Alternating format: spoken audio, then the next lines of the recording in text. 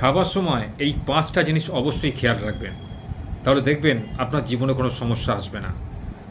প্রথমত, খাবার সময় কখনো এদিক ওদিক মনটাকে চালাবেন না। অর্থাৎ যখন খাবেন যেন সম্পূর্ণ আপনার মনটা খাবার প্রতি থাকে। দ্বিতীয়, খাবারে কোনোদিন বদনাম করতে নেই, নুন নেই, ঝাল নেই, তেল নেই।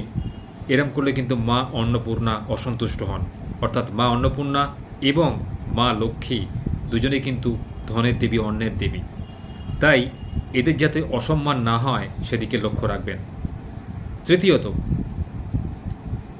খাবার সময় সবসময় বাবু হয়ে বসে অথবা যে স্থানে খাচ্ছেন সেই স্থানের চারপাশটা পরিষ্কার রাখবেন।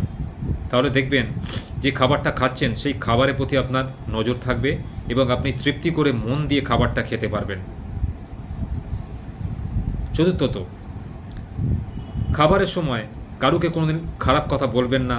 খাবারের সময় কোনোদিন অন্যমনস্ক হয়ে কারোর সঙ্গে কোনো খারাপ ব্যবহার করবেন না। এতে মা লক্ষ্মী অসন্তুষ্ট হন, মা অন্নপূর্ণাও অসন্তুষ্ট হন।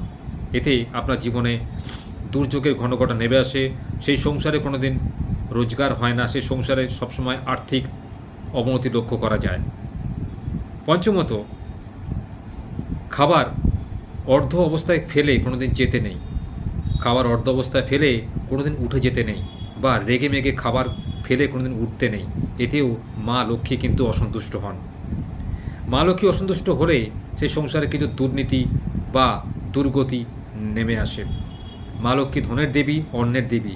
তিনি সেই সংসারে বিরাজ করেন যে সংসারে সম্পূর্ণ ব্যক্তিরা সারা দিন অন্নের সম্মান করে, অন্নকে যত্ন করে এবং যথাসময়ে যথেষ্টভাবে অন্নকে ভালো করে ভক্ষণ করে।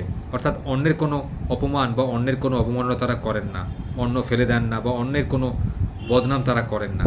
সেই সংসারে দেখবেন উন্নতি হয়, শ্রীবৃদ্ধি হয় এবং সংসারে সবসময় একটা সুখ শান্তি বজায় থাকে।